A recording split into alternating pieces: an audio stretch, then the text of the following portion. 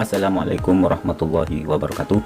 Jumpa lagi bersama saya dalam pelajaran PPKN. Anak sekalian, pada pertemuan kali ini kita sudah masuk pada pertemuan ketiga di bab 1. Nah, di pertemuan ketiga ini kita akan membahas tentang nilai-nilai Pancasila dalam praktik penyelenggaraan pemerintahan negara.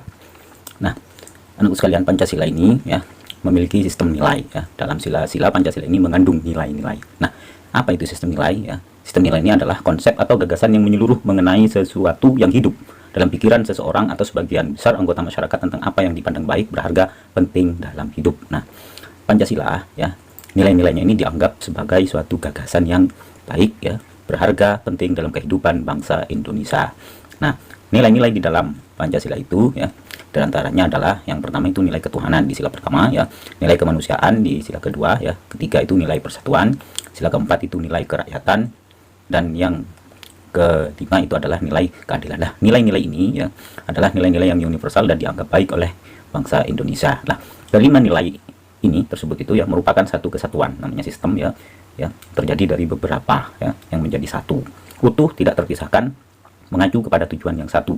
Nah, tujuannya ini adalah ya dengan nilai-nilai ini menuju Indonesia yang adil dan makmur. Nah, Pancasila sebagai suatu sistem nilai termasuk ke dalam nilai moral atau nilai kebaikan ya, dan merupakan nilai-nilai dasar yang bersifat abstrak. Nah, nilai ketuhanan ini bersifat abstrak, artinya ini masih harus dikonkretkan dalam perilaku yang dapat dilihat dalam kehidupan sehari-hari. Nah, ini yang nanti kita akan lihat bagaimana ya implementasi nilai ketuhanan ini dalam praktik penyelenggaraan pemerintahan. Nah, nilai ya sebagai tambahan, nilai ini terkait dengan apa yang seharusnya ya.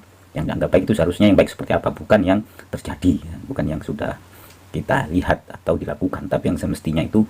Nah, itu yang apa namanya, yang terkandung atau yang terikat dengan nilai itu sendiri.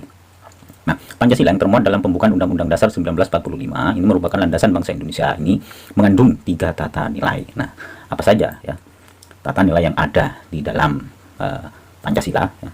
Yang pertama itu adalah tata nilai yang berdimensi spiritual, yang artinya bahwa Pancasila ini mengandung nilai-nilai keimanan dan ketakwaan kepada Tuhan Yang Maha Esa sebagai landasan keseluruhan nilai dalam falsafah negara. Nah, ini. Kemudian juga ada tata nilai yang berdimensi kultural. Artinya bahwa Pancasila ini merupakan landasan falsafah negara ya, pandangan hidup bernegara dan sebagai dasar negara. Kemudian yang ketiga itu adalah tata nilai yang berdimensi institusional. Hal ini berarti bahwa Pancasila ini harus sebagai landasan utama untuk mencapai cita-cita tujuan bernegara dalam penyelenggaraan pemerintahan. Nah, ini 3 tata nilai ya yang ada di dalam sila-sila Pancasila. Nah, 3 nilai utama ini yang tertuang dalam pembukaan ya harus senantiasa menjadi pertimbangan dan perhatian dalam sistem dan proses penyelenggaraan pemerintahan dan pembangunan bangsa. Jadi ya, nilai-nilai utama ini, spiritual, kultural, dan institusional ini harus jadi pertimbangan ya penyelenggara negara di dalam menyelenggarakan pemerintahan negaranya. Nah, sebagai pemantik diskusi kita nanti, nah seperti misalkan pemerintah kita impor pangan ya, sehingga memunculkan polemik di masyarakat, demo dan lain sebagainya. Nah, apakah kebijakan seperti ini sesuai dengan nilai-nilai tersebut atau nilai-nilai Pancasila? Nah, ini coba kalian nanti jawab di dalam forum diskusi kelas. Nah, anakku sekalian, nilai-nilai yang 3 tadi ini teraktualisasi, misalkan ya dimensi spiritual ini teraktualisasi di dalam sila pertama, ketuhanan, yang berarti bahwa dalam praktik penyelenggaraan pemerintahan ya, tidak boleh meninggalkan prinsip keimanan dan ketakwaan terhadap Tuhan Yang Maha Esa. Nah, dalam menjalankan pemerintahan ini kita tidak boleh meninggalkan nilai-nilai keimanan dan ketakwaan ya.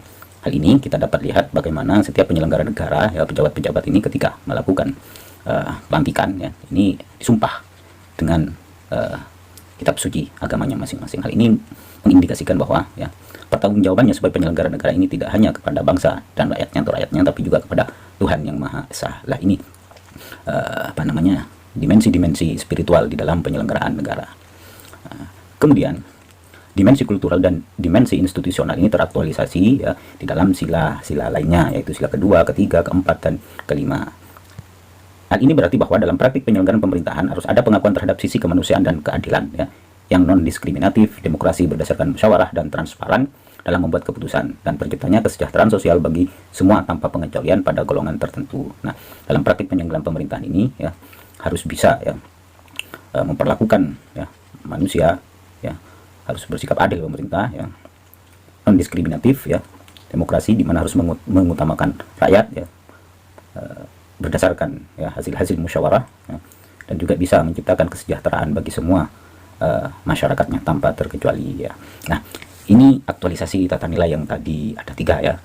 Nah, selanjutnya ya, Pancasila ini sebagai falsafah bangsa dan negara, nilai-nilainya harus termanifestasikan di setiap proses perumusan kebijakan dan implementasi dalam praktik penyelenggaraan pemerintah. Nah, sebagaimana saya jelaskan bahwa pemerintah ya, dalam merumuskan ya kebijakannya dan mengimplementasikan kebijakan tersebut harus ya sesuai dengan nilai-nilai yang ada di dalam sila-sila Pancasila. Nah, hal ini tidak dapat dipungkiri ya, sebagaimana kita lihat dari berbagai ya media ya. Ini bagaimana implementasinya nanti ya kebijakan-kebijakan pemerintah ini ya. Kita bisa lihat bahwa di beberapa media kita lihat kebijakan pemerintah harus mencerminkan nilai-nilai Pancasila ya. Nah, ini harus makanya harus ada kontrol dari masyarakat sehingga kebijakan-kebijakan dan implementasi kebijakan tersebut ya sejalan dengan nilai-nilai Pancasila. Nah, ini kita bisa lihat ini bagaimana memang seharusnya ya perumusan dan implementasi kebijakan ya pemerintah ini harus sesuai dengan nilai-nilai yang ada di dalam sila-sila Pancasila. Nah, apa saja ya nilai-nilai Pancasila yang harus ya diimplementasikan dalam proses perumusan dan implementasi perumusan kebijakan tersebut. Nah, kita mulai dari sila pertama. Sila pertama ini ketuhanan yang maha esa, artinya ada pengakuan ya terhadap sebab yang pertama itu Tuhan yang maha esa, menjamin penduduk untuk memeluk agama masing-masing. Ya, ini pemerintah harus ada kebijakan yang dapat menjamin penduduk ya untuk memeluk agama ya dan beribadah menurut agamanya. Pemerintah juga tidak boleh memaksa warga negara untuk beragama ya tertentu, tapi diwajibkan untuk memeluk agama sesuai dengan hukum yang berlaku. Ya, makanya teisme ini tidak boleh berkembang di Indonesia. Pemerintah juga harus menjamin tumbuh kembangnya ya kehidupan beragama yang toleran ya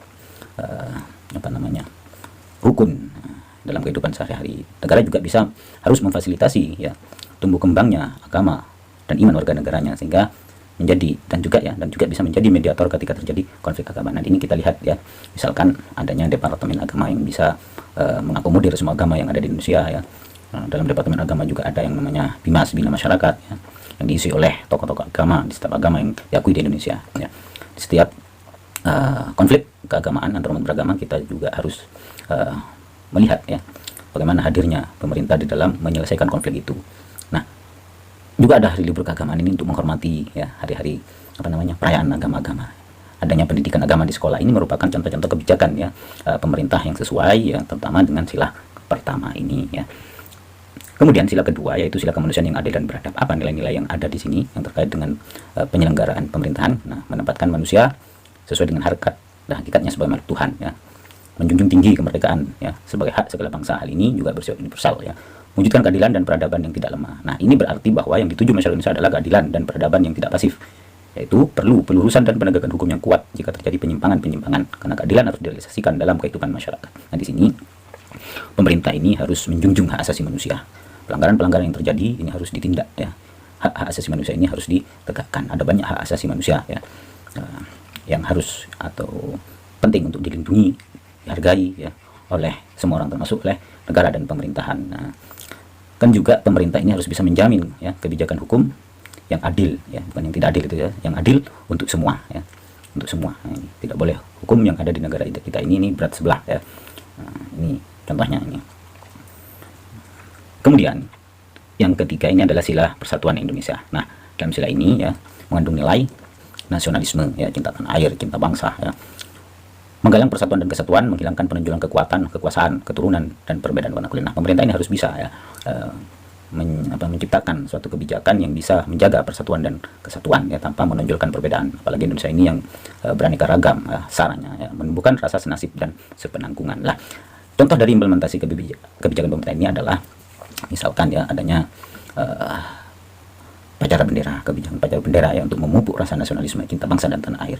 Kemudian ada Kementerian Pertahanan ya yang dimana itu menjaga ya pertahanan negara, misalkan penempatan TNI di setiap perbatasan untuk menjaga kedaulatan negara kita ya. Adanya juga mapel kita ini yang kita pelajari pendidikan Pancasila ini ya untuk memupuk rasa cinta ya nasionalisme ya kita terhadap bangsa dan negara.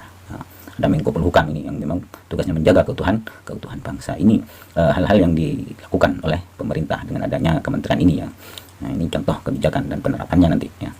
Nah, juga ada pemerintah ini harus bisa menghindari politik identitas yang untuk menghindari perpecahan sehingga terjalin yang namanya persatuan. Nah, yang keempat itu adalah nilai kerakyatan ya. Nah, di nilai keempat ini mempunyai nilai hakikat sila ini adalah demokrasi ya, pemerintahan dari rakyat oleh rakyat dan untuk rakyat ya. Dalam demokrasi itu ada permusyawaratan ya, ada namanya kejujuran ya, keputusan bersama ya. Nah, di dalam sila ini pemerintah ini harus bisa ya, kebijakannya ini diputuskan dengan cara-cara permusyawaratan. Nah, ini misalkan melalui Dewan Perwakilan Rakyat ini. Nah, ini sebagai wakil dari masyarakat, artinya apa yang dihasilkan oleh Dewan Perwakilan ini merupakan representasi dari rakyatnya, makanya ada musyawarahnya di sana ya, permusyawaratan.